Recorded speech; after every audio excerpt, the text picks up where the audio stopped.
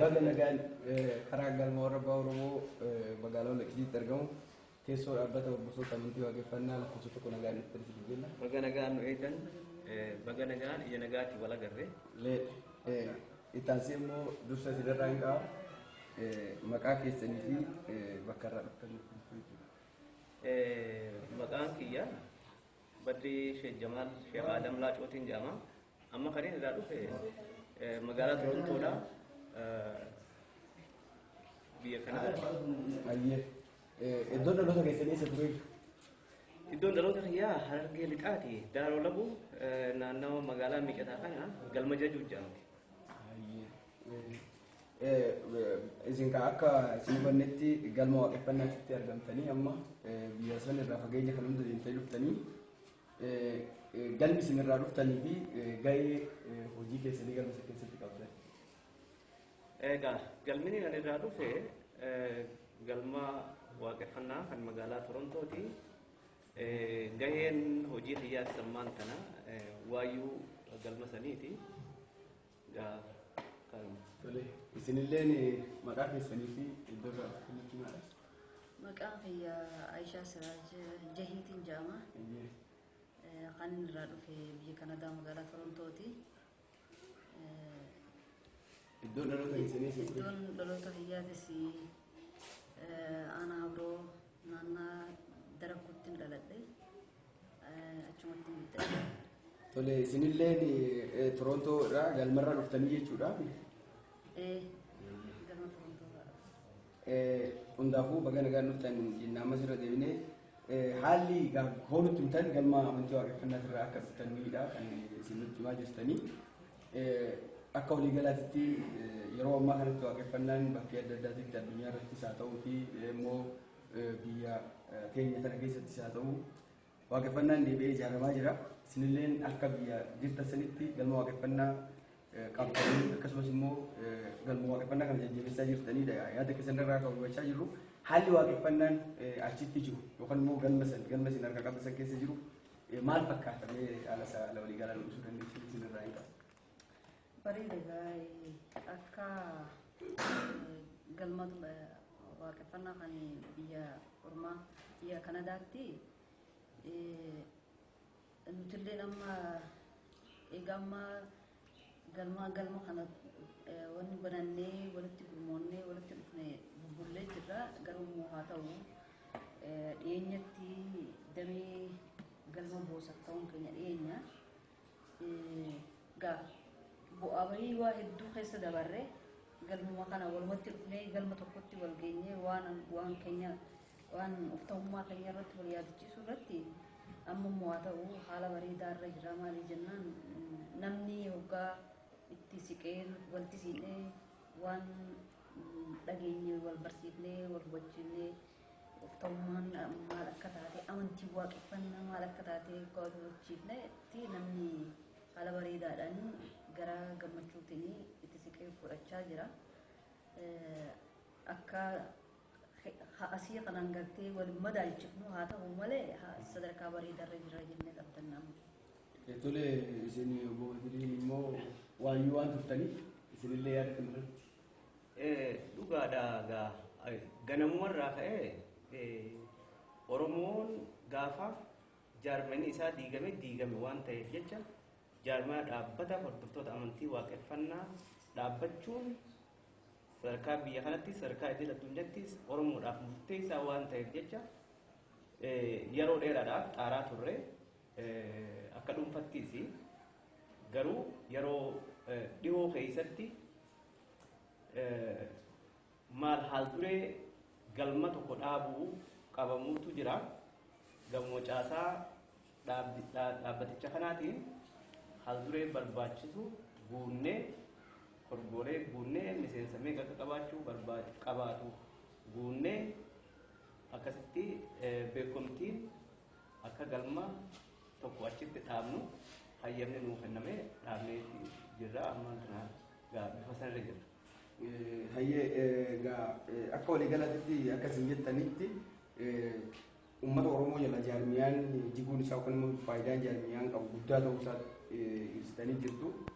Ofuun duratti illee akka amma dubbattan kanatti isin amantii waaqeffannaa kana jabeessuun yookaan immoo dhaabbata hordoftoota amantii waaqeffannaa kana yookaan immoo jaarmiyaa yaada kana jabeeffamee deemuun isaa bu'aa inni qabaa bu'aa inni qabu maal fa'aa jettanii qabu tarii namni akkanuma waaqayyo lafaa ka'ee waan hojjetu bu'aa isaa beekitu waan hojjeta waan ta'eef kanaaf bu'aan inni akka jaarmiyaan uummata kana jala jaarmiyaan jibbuutti sababa jaarmiyaan jiggeetti jechuun kun waan baay'ee akka dhabe hundi keenya ni beekna dhaloonni biyya kana jiru namni kamuu ni beeka.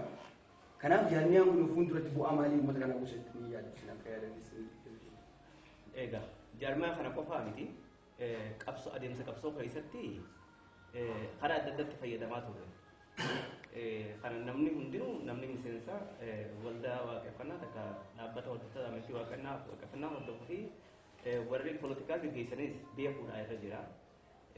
Gaafa nuti mirgoota Oromoon mulqaman keessaa sirna gadaa Oromoo diiguudhaa keessatti waaqeffannaan takka ammoo sirni ittiin bulmaata abbaa Oromoo guutuun isaa kan sirna gadaatii fi caasaa bulchiinsa mataa isaatii fi akkaataan duudhaa fi hoodni Oromoo cufti keessatti geggeeffamu facaafamee kana keessaa qabsoo abbaa biyyummaa keenyaa geggeessuudhaaf nutis waan of toominatti keessaa murteessaa ta'e akka gartee gama hundaan waan diigamne jecha qaamni sirna gadaadhaan kan waaqeffannaatti deebi'ee ijaaramuu qaba waan jiruufi yeroo sanittis kanuma qofa gochuu dandeenya sirni biyya kana jiru nuti hundinuu keessa waan beeknu jecha isa sanii fayyadamnee egaa wanni kun akka dhaabbatuttis itti bobba'aa turre bu'aan isaatis hegeree uummata Oromooti.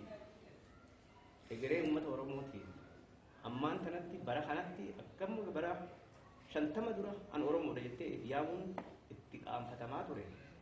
Saba biraa takka amantii biraatiin gaafa if waamte mataa ol qabattee dubbachaa ture sanitti sirni gadaatii fi duudhaan Oromoo ganama dhaloonni dhufu fudhatee ittiin bulee gaarummaa isaatii fi dadummaa isaatii fi hunda hoggaa harkee ittiin buluu eegalee hoggaa san Oromoon badhaadhinaa fi qofaan jiraata jeetiin isa akkasitti ilaala. Hayyee baay'ee gaarii dhagalatuumas jenna isinillee asirratti waan dabaltanuu qabaatu. Amantiin waaqeffannaadhaa ijaaramtee deemuun isin bu'aan isin akka sabaatti akkuma Afrikaattu bu'aan isin qabdu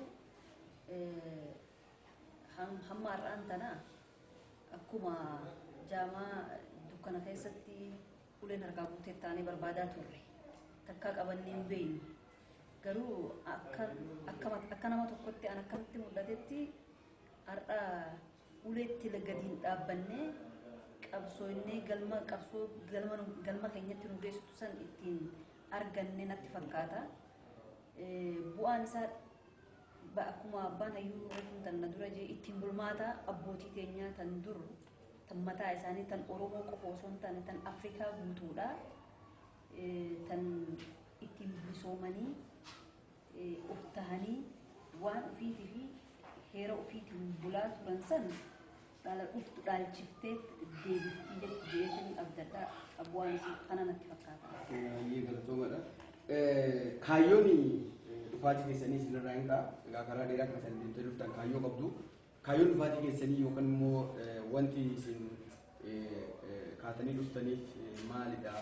Wanti isin kaayeffattanii dhuftan asoo dhufnee waan akkasii raawwanna waan akkasii raawwanna jettanii saganteeffatanii dhuftanii kan jirtan fageenya kanarraa immoo dhufuun keessan kaayyoo walitti dhuftan jennee waayyaani kaayyoon dhufaatii keessanii maal ta'a? Akka interviuudhaaf ta'utti yoo ta'e warra kaan achi dhaqaatti nutis dhugaan siin jedhe maal jecha gaafa guyyaan yaadannoo abbaa Oromoodhaa kun osoo hin dhaabbatin duratti waa'ee dhimma kanaa an quba qaba. Bakka Oromoon akka Booranaa bareetumatti wadaaja abaabilee ofii godhatee balbala cufaa walitti dhufee waliin waa'ee abaabilee isaanii gaggeeffatanii bareeffamanii galansan ayyaana kanarraa bara dheeraadhaaf jaawaa ture. Har'aan ta'uu ayyaanni abaabilee qabsoo adda addaatiin murannoo adda addaatiin galma keenya keessa teenyeeti bakka galma kun tures waliin beenaa galma kana keessa teenyeeti akkanatti guunnee taa'aa jirra. So ayyaanni ammaan tana bara 22 dura eegalame kuni egaa waan itti amnu dheertuudha deemnee dhufnee isa kanarratti hirmaachuun isa kanaafi ulfina guddaadhaan bira qaba jechuudhaaf hin jenne isaatti dhufnee achumaanis waggaa 50 booda egaa irreesii magaalaa Finfinneetti hin irreeffatamini waan tureef hiree kanatti fayyadamnee ayyaana irreechaa waggaa 50 booda hora Finfinneetti irreeffachuudhaaf. Egaa dhuguma ayyaana yaadannoo kana warri waaqeffattoota ayyaantummaa dhaloota ofiitti amanuu akkuma isin jettan kana ayyaantummaa dhaloota ofiittuu nama gargaaraa ayyaantummaa dhaloota ofiitirraa waa hunda argatan jennee amannaa akka waaqeffannaatitti yookaan akka warri amantii waaqeffannaa kana hordofu.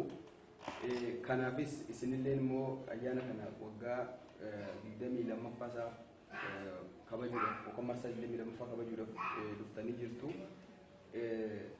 Kana malee immoo gaafa ayyaana kana kabajuudhaaf dhuftanii namoonni baay'een waan jedhantu jira waa'ee ayyaana yaadannoo jennu kana yookaan waa'ee ayyaantummaa dhalootaa jennu kana irratti ayyaantummaa dhaloota ofii kabajuudhaan namni tokko waan argatu akka waaqeffataa tokkootti ayyaantummaa dhaloota ofii deebi'uu yookaan immoo ayyaana akaakilee abaabilee warra irraa dhalatan sanii deebi'uun waan nama fayyada jettanii yaaddan qabdu isa san haga tokko akka namni illee irraa baruuf. Egaa inni bakki inni irraa ka'u abbaan of beeku irraa ka'a. Ati bakka irraa dhufte qabda. Akkanumatti lafuma kana kaatee abbaan fedhee maqaa fedhe sitti moggaafatee dhiiga nama sanii qabaachuu hin dandeessu. Ayyaantummaa nu qofaa miti ittiin bullu addunyaa isaarra namni yoo silaa beeku ta'e. Ayyaantummaa abaabilee fi abbaan lagatee hiyyummaa fi gadadootti hafaan anaaf waan takka inuma maman qabu.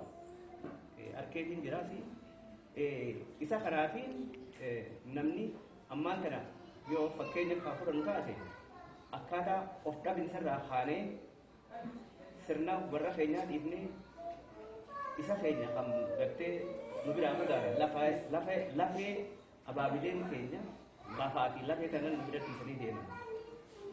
Lafa keenyarraa illee wanni irraa itti jiraachuu nu hanqise.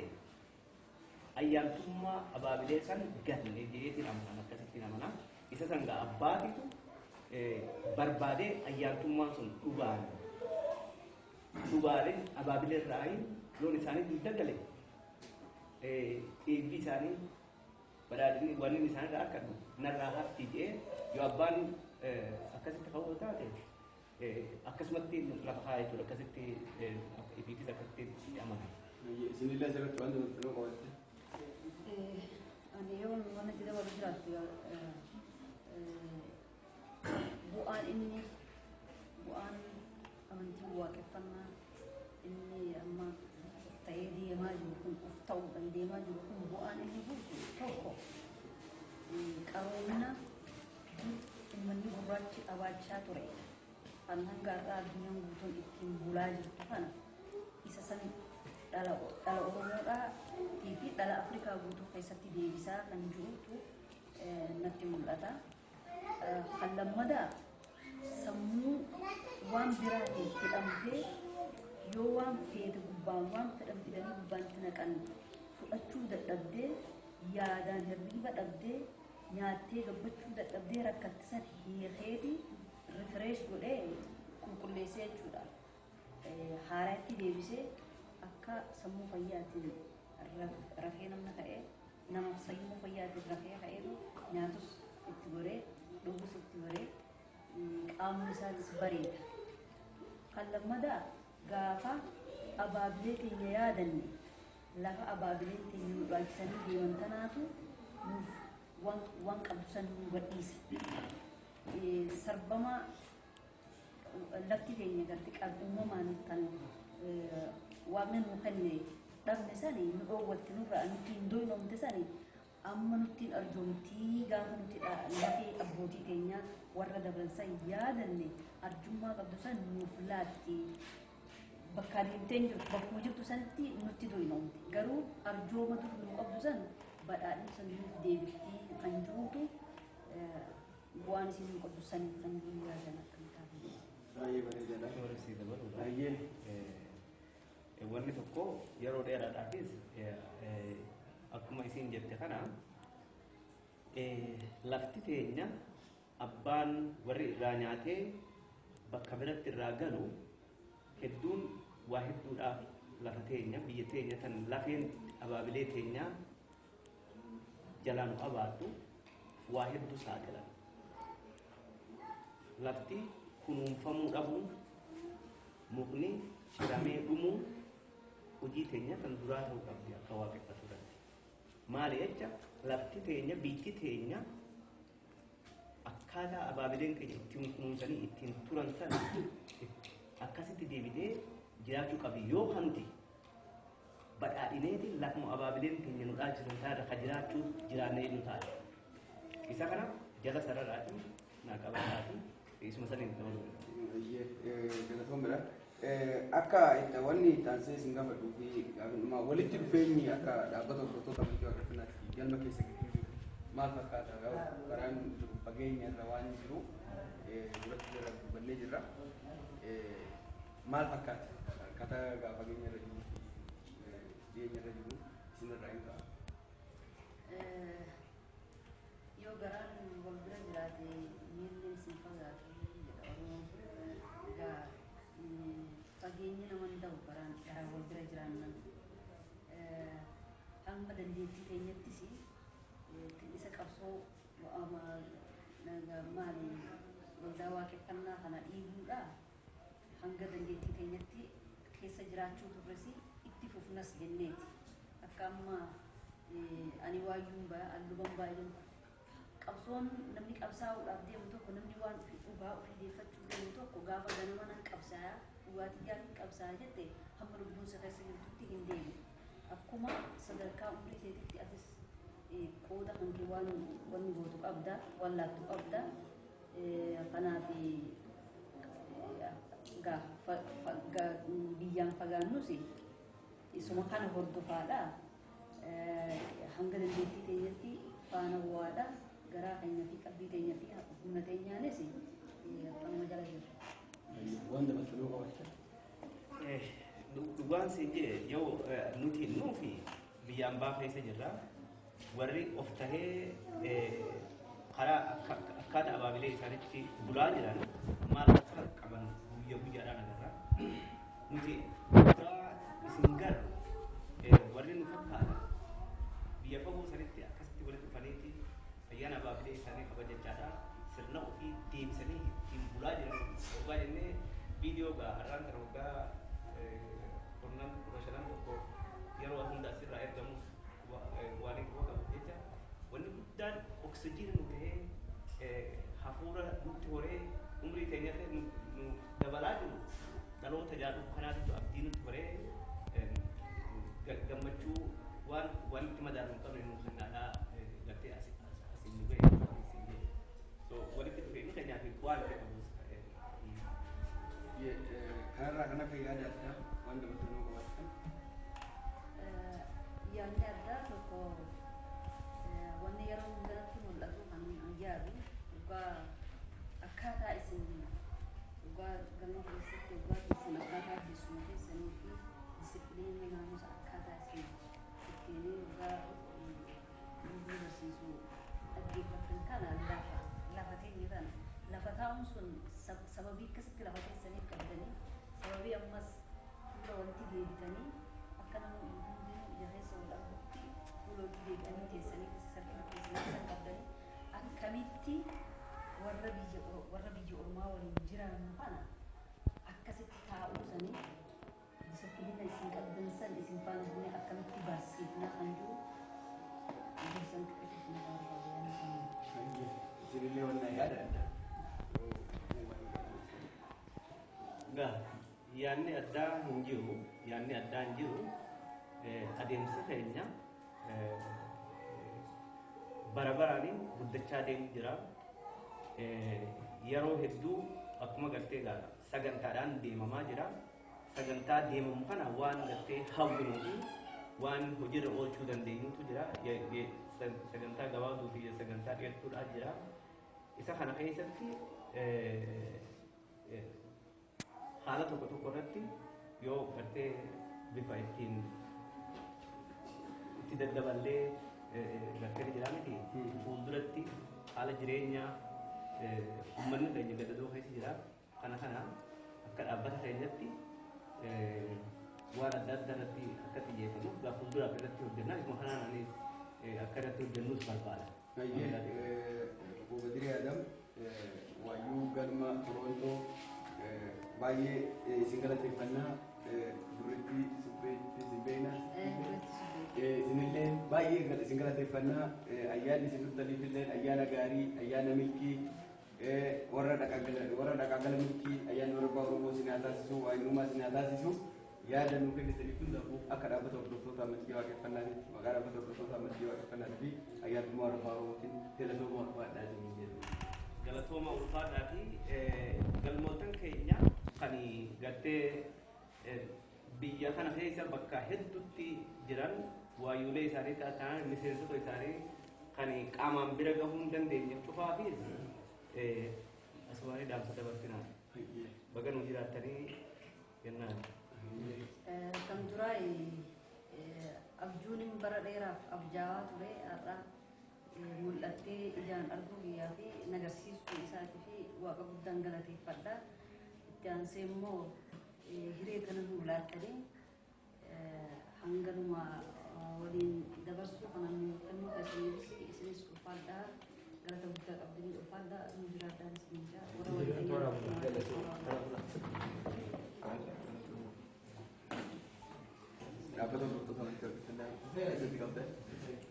Maqaan koo Hooyyaan Udamee Haatiin jedhama. Dhaabbata hordoftoota amantii waaqeffannaa keessatti immoo itti aanaa gaggeessaa dhaabbata hordoftoota amantii waaqeffannaati. Tole Hooyyaan Udamee itti aanaa gaggeessaa dhaabbata hordoftoota amantii waaqeffannaa jilli amantii waaqeffannaa kan warri Torontoorraa galma Torontootirraa dhufan jiru simattanii jirtu. Haalli isin simattanillee akkaataan isin isaanii wajjin turtii of fuulduratti gootan irratti waan tokko bokkanuuf ibsan barbaanneef. Egaa gaariidha. Jilli hordoftoota amantii waaqeffannaadha. Galma Torontoo sababa ayyaana yaadannoo warra abbaa Oromoodha. Bara 2012tti godina Harargeedhaa Daaroo Lawuutti kabajamuuf gara biyyaatitti dhufanii nutis immoo akka dhaabbata hordoftoota amantii waaqeffannaatitti waajjira dhaabbata olaanaa sadarkaa tokkoffaa lakkoofsa tokkoffaatti simannee irraa jechuudha. Waagaa waajjira kanatti sagantaa simannaadha hordoftoota amantii waaqeffannaadha yookaan immoo gaggeessitoota galma Torontootiif qopheessinee irraa. Egaa yeroo jalqabaatiif warri galma biyya keenyaatiin alaa yookaan immoo biyyoota biraa irraa biyyoota alaa irraa yeroo jalqabaatiif ayyaana yaadannoo warra abbaa Oromootittis kan hirmaatanidha. Kana jechuun immoo hordoftoonni amantii waaqeffannaadhaa biyya keenya keessa malee biyya biraa hin jiran jechuu akka ta'e akka hubattan barbaada. Kanaafuu sababa kanaan dhufanii nutis kanuma wal qabannee simannaa kana goonee fi simannaa kanarrattis haala amantii waaqeffannaadhaa biyya san keessatti itti babal'atu akkaataa mirgi hordoftoota amantii waaqeffannaadhaa biyya Kanaadaa keessatti eegamu hordoftoonni amantii waaqeffannaadhaa of ta'anii wal ta'anii biyya san keessatti jiraatan irratti waliin mari'annaa jechuudha. Ayyaanaan asitti iddoo garaagaraatitti galmoota garaagaraa do'achuudhaan aga danda'ametti galma san qofa osoo hin taane galmoonni biraas babal'achuu akka danda'an hordoftoonni amantii waaqeffannaadhaa yeroo ammaa kana keessatti biyyoota garaagaraa keessatti biyyoota akka Dubaay akka Saudi Arabiyaadhaa keessattis ayyaana kanarratti gumaacha godhanii ayyaana kana waan quba qabanii fi carraan isaa walitti dhufanii toomoo sagantaa itti gaggeeffachuudhaa fi akka galma hordoftoota amantii waaqeffannaa biyya keessa yookaan Oromiyaa keessaa fi biyya maqaan isii Itoophiyaa jedhamu kana keessa jiranitti mirga argatanii socho'aa waan hin jirree fi biyya silaa keessa jiran sanitti mirga barbaachisu argachuu malu argatanii too akka jiraatanii fi muuxannoon galma sanirraa keessa keessatti labsamuudhaan ardiilee garaagaraatittis akka faca'u waliin mari'annaa jechuudha. Egaa jarri kun yookaan immoo keessummoonni keenya kun jilli hordoftoota amantii waaqeffannaa galma Torontootti irraa dhufe kun ayyaana kan hirmaachuudhaaf asitti haa argaman malee kanaan duras hariiroo waliin ni qabnaa jechuudha. Dhaabbata hordoftoota amantii waaqeffannaa ni beekan. Kanaafuu barnoota irratti akkaataa galmoota ittiin babal'isan irratti duudhaa waliigala galmi amantii waaqeffannaadhaa qabu akka ittiin deebifneetoo ayidooloojii uummata gurraachaa uummata Afrikaadhaa kana addunyaa keessatti gadi dhaabnu addunyaa keessatti nuti dhokanne kana osoo hin taane addunyaa kaleessaa uummanni gurraachi keessatti beekamu sana olaantummaa addunyaadhaa osoo hin taane walqixxummaa addunyaadhaa uumuudhaa fi carraa argame kanatti fayyadamneetoo muuxannoo biyyoota lamaanii wajjin jiruudhaanii amantii waaqeffannaa guddisuudhaaf mariin taasisna. Akka waliigalaattis dhaabbanni hordoftoota amantii waaqeffannaa qabatamaadhaan amantii kanaatti galmoota hedduu qaba. Yeroo ammaa kana baay'inni galmoota dhaabbata hordoftoota amantii waaqeffannaa meeqarra gahee jira akka baafnetti. Egaa dhaabbanni hordoftoota amantii waaqeffannaadhaa biyya keessaa galma 313 qaba. Yaa'ii waliigalaa dabre irratti akka ibsametti yookaan gabaasa yeroo dabreetiin biyya alaa immoo Torontoodhaa tokko qabaa 314 qabaa jechuudha dhaabbanni hordoftoota amantii waaqeffannaa yeroo ammaa kanatti. Ofuun dura amma fi isaanii wajjin akka dubbannetti wanni ijoon uummanni Oromoodhaan jaarmiyaa isaatti jalaa jigee waan jedhu isaan kan ibsanii jechaa jiru. Uummanni kun jaarmiyaa isaa kana gaafa deeffate jireenya isaa guutuu hin deeffata. Ayyaantummaa isaa gaafa deeffate dacheen isaa kan waa isaa kennuu diddatuun illee waa kennitiif. Ammallee immoo dachii isaa kana uummanni kun yoo kunuunfate malee bu'aa hin qabu. Hirkaa jiru darbatan. Kanaaf akka dhaabbata hordoftoota amantii waaqeffannaatti ta'anis hunduu hin beekna. Walumaan beekna jechaadha. Wanta kana dhugumatti namni hundi wanni kun gaarii ta'uu hubata. Garuu amanuudhaaf rakkata. Nama amansiisuudhaaf immoo wanni ijoon isaa nama barsiisudha. Barnoota nama barsiisudha jechaadha. Akkuma kana dura beekamu amantiilee haa ta'uu ilaalchi garaagaraa addunyaa kanatti kan ittiin babal'ataa ture nama barsiisuudhaan. Harka caalaan isaa nama barsiisuudhaan kun immoo kan humnaan ilaalchi isaa namarratti babal'ifatu nama jira jechaadha. Humna namarra qabaachuudhaan ilaalchi kiyya kana fudhatu malee jiraatu jedhee miidhaa adda addaa namarraan ga'uudhaan ilaalcha ofii nama fudhachiisee akka isaatiitti akka laala nama fudhachiin jira. Kan immoo nama barsiisee ilaalcha ofiitti nama deebisee jira. Kanaafuu waan isaan ergaa isaa nama dhaammatanii yookaan immoo asirratti yaada amma nu kennan kana irratti nuti akka dhaabbata hordoftoota amantii waaqeffannaatti yaada sagalmaan ga'uudhaaf sagantaaleen nuti qabannee sochoonu namoota hundaafis akka ifa ta'u. Yookaan immoo yaada sagalmaan ga'uudhaaf isaaniif illee akka ifa ta'u agamta akka sochoona gabaabsitanii ta'uu kana ibsitanii barbaadu. Gaariidha. Egaa akka waliigalaatti dhaamsi isaaniis waan baay'ee gaariidha. Of ta'uudha jechuudha. Of ta'uudha. Namni tokko barnoota mataa isaa, duudhaa isaa, kan saba isaa, sirna bulchiinsa mataa isaa, sirna amantiidhaa mataa isaa, sirna dinagdee mataa isaa qabaa jechuudha. Sabni tokko dhala tokko sabaatittuu sabni kamiyyuu sabni saba ta'ee dhalate tokko akka sabaatitti sirna hooggansaa yookaan bulchiinsaa mataa isaa qabaa. Sirna amantiidhaa yookaan dhugeeffannoo mataa isaa qabaa. Sirna dinagdee mataa isaa qaba. Dinagdee ittiin tajaajilamu qabaa jechuudha. Kanaaf dhaabbanni hordoftoota amantii waaqeffannaatis barnoota mataa isaatiin sirna bulchiinsaa mataa isaa dhaloonni kun kaleessa qabutti akka deebi'uuf duudhaa uummanni Oromoodhaa kaleessa qabutti akka deebi'uuf dinagdee kaleessa isaan qabanitti akka deebi'aniifidha jechuudha dhaabbanni hordoftoota amantii waaqeffannaa kan hojjetu. Kunis immoo karaa dirqamaatiin yookaan humnaan itti fe'uudhaan osoo hin taane addunyaa keessa jiru kanatti akkuma beekamu humnatu jira jechuudha. Dirqamatu jira. Yoo amanuu baatte karaa biraatiin waan biraatu jira jechuudha. Sagantaan uummata kan keenyaa immoo waa san hin qabu. Addunyaan uummanni kan keenya kaleessa osoo hin kufin keessa ture sun tanaa miti. Addunyaa humnaan namatti waa fe'anidhaa miti.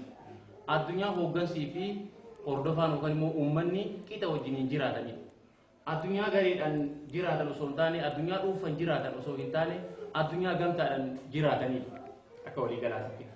Kanaafuu addunyaa waa namatti fe'an kana barnoota ofirraa buusuudhaan ilaalcha uummata gurraachaa kan wajjiniin nyaachuun beekame san ilaalcha uummata gurraachaa kan hooggansii fi uummanni gargar hin baane san dhugeeffannoo uummata gurraachaa kan gubiitiin nama biraa gubaatii kiyya hubaatiin nama biraa hubaatii kiyya miidhaan nama biraa miidhaa kiyya juusan uumaa waaqatitti heera uumaa duuka bu'uudhaan amanu san dachii kanatti gad deebisuudha jechuudha. Akka kaayyoo dhaabbata kanaatitti tokko kaayyoon isaa duudhaa uummata gurraachaa san gad deebisee dhaabuudha. Iddoo uummanni gurraachi kaleessa irraa kufisan gulantaa uummanni gurraachi kaleessa irraa kufisan ulfina uummanni gurraachi kalee qabu kanarra dhabisan deebisaniitoo ijaaru. Kana keessatti immoo iddoo hordoftoonni amantii waaqeffannaadhaa uummanni gurraachi sagantaa wal fakkaataa qabu keessattuu warri kuushii fi sagantaadhaan lafeen keenya si'achi lakkaawwanneetoo walitti galu. Uummanni gurraachi Afrikaadhaa warri silaa sagantaa kanatti amanu akka waliigalaatitti wal qabachuudhaan tokko ta'uudhaan isaan sammachuudhaan sagantaan kun sagantaa uummata Oromoo qofa akka hin taanetti akka namni amanuuf jechuudha wanti kun kan dubbatuufi. Sagantaa uummata Oromoo qofa miti sagantaa warra Afrikaati. Uummanni Oromoodhaa egaa cabee lafa cittuu amma Oromiyaa jennu tana irratti of agarree Oromoo of hin jennee lafti keenyas tana of hin jenna malee uummanni Oromoo gaafa kaleessaa san lafa cittuu tana osoo hin taane uummata xiqqaa lafa amma irra jiru tana qofa osoo hin taane uummanni Oromoo afaan isaatti jijjiirame malee aadaa isaatti dirqina itti fe'amee aadaa uummata biraa baate malee uummanni Oromoodhaa biyya Afrikaa kana keessatti yookaan ardii Afrikaa kana keessatti uummata bal'aa fi uummata aadaa isaa haga ammaatti dabreetoo biyyoota garaagaraa asii Keeniyaa haga Mombaasaatti biyyoota alaa keessattis iddoo garaagaraatti uummata aadaa isaa gatiidha jechuudha. Kanaaf uummata sanii wajjiniinis wal qabachuudhaan gulantaa uummanni Oromoodhaa irraa kufisan uummanni gurraacha irraa kufisan irratti deebisee dhaabuudha jechuudha. Kana keessatti akkuma namni isinii kaase kaayyoon isaa tokko waaqeffattoota bakka jiranitti walitti qabuudhaan ijaaru mirga isaa kabachiisu. Fakkeenyaaf Kanaadaa magaalaa Torontotti mirgi isaanii kabajamee jira galmarraa dhufanii jechuudha jilli kun. Akkasumas warri Dubaay jiran ayyaana kanarratti qaamaa fi qalbiidha warri qaama illee nu bira jiraachuu baatan yaada warri nu bira jiraatan warri kiisa isaaniitiin nu bira jiran yaadannoo warra abbaa Oromoodhaa kabajuudhaaf deemu kana achuma ta'anii toositti warri nu wajjin yaadataa jiran ni jiran. Saudi Arabiyaa keessa ni jiran, Yaman keessa ni jiran jechuudha uummanni Oromoodhaa. Warri sagantaa kana quba qabu. Warri harka isaaniitiin nu bira jiran. Sani jalqabbiin biyya Toronto fi yookaan immoo Kanaadaa magaalaa Torontotti irraa ka'e kun addunyaa akka wal ga'uu fi qabatama achi jiru wajjiniin waliin mari'achuudhaan akkaataa itti babal'ifnu ni mari'annaa. Kanaaf kaayyoon dhaabbatichaa akka waliigalaatti kanaa jechuu barbaadudha. Ayyee booyyaan gamee gaafa deemee dhimmoonni asirratti goolamnee irraa kan waan hafee deebilee wajjin haasofnaa keessummaa keessatti deebi'aa galatoomaa isiniin jedhameeti.